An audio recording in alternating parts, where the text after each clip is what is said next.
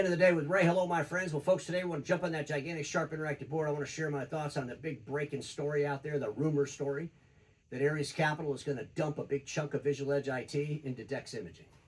They're going to sell it off to DEX Imaging. Well, ladies and gentlemen, that rumor seems pretty probable to me, and July 1 makes sense because Ares Capital in their second quarter at the end of June. So has the time come for Ares Capital to push Visual Edge IT from the bottom of its portfolio to DEX Imaging? I'm thinking so. I want to share some thoughts on that.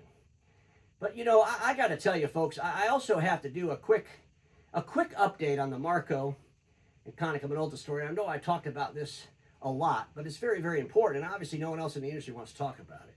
But before I get into the Visual Edge thing, I want to share something with you real quick. So we all know what's going on with Marco and Konica Minolta. And what's going on between Marco and Konica Minolta is not good for the dealers by any stretch of the imagination. I don't care what consultant says that. They're full of shit. It's not. And the reason that it's not good for the dealers is because Marco has W-2 techs all over the country. And this is the important part. They got together with Konica Minolta, and Konica Minolta took away from other dealers the national accounts those dealers have been servicing and gave them to Marco.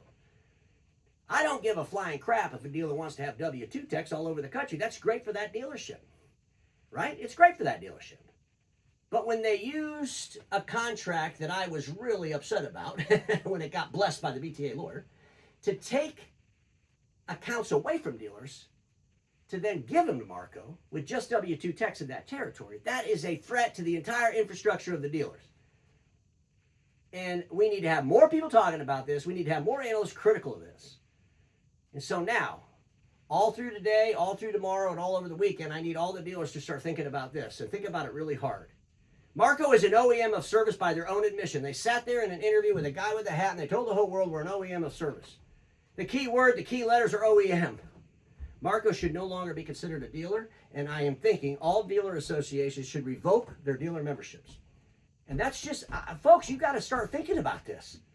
If Marco's in any kind of an association as a dealer, that membership needs to be revoked. They need to rejoin as an OEM.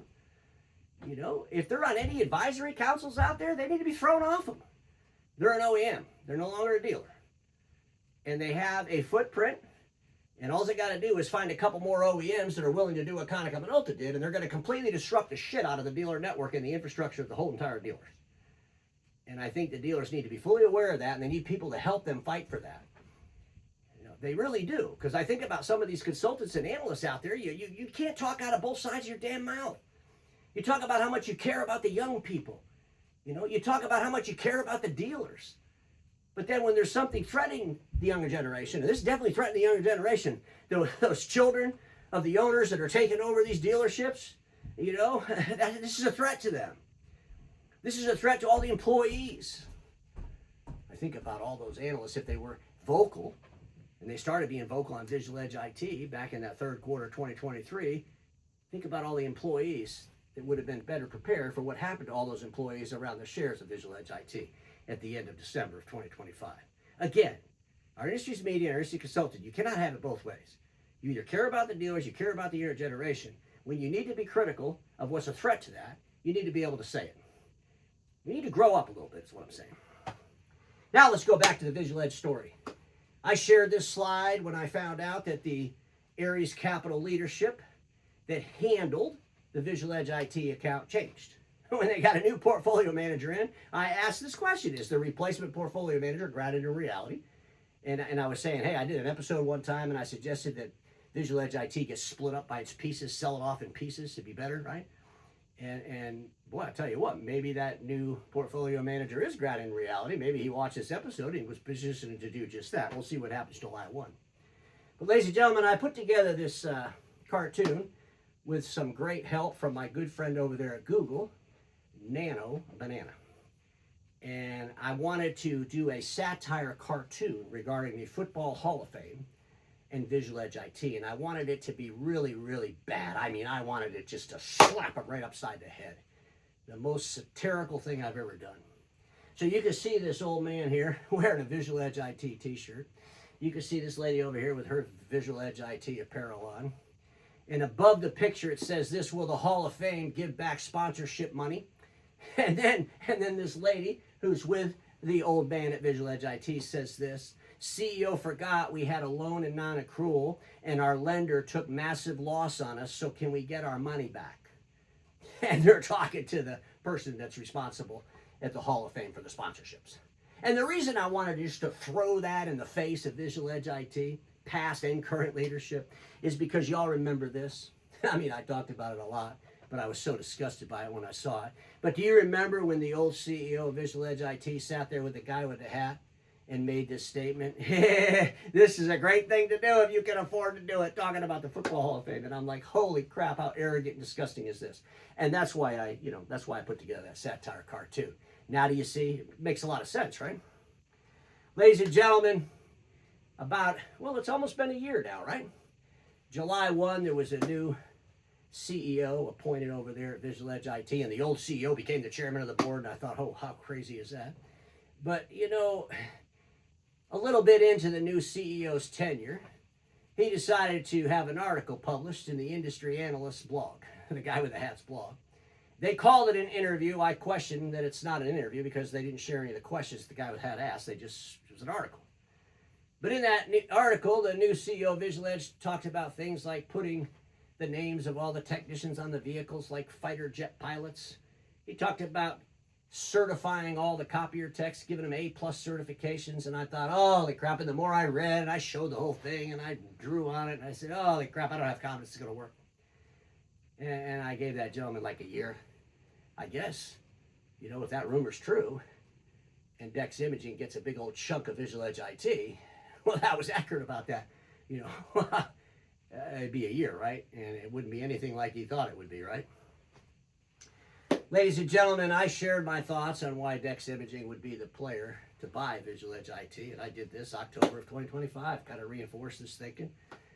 If you look at all the mega dealers, you look at the position of these mega dealers, and then you think about DEX, you think about their history, you think about their leadership. I mean, look, at the end of the day, DEX Imaging knows how to do roll-ups, they know how to pay their bills, they know how to build wealth. They're very successful business people. The only thing that DEX ever did that I thought was just completely insane was when they kicked off this DEX Tech thing and the way they did it, and had to do an episode on that, and that's where I declared that the leader of DEX Tech wouldn't be there very long, and of course he wasn't there very long.